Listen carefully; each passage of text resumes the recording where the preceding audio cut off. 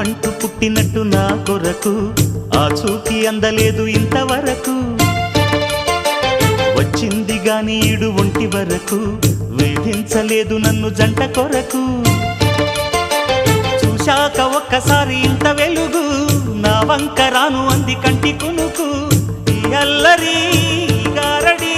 నీలీల అనుకోనా నీ పేరు ప్రేమ అవునా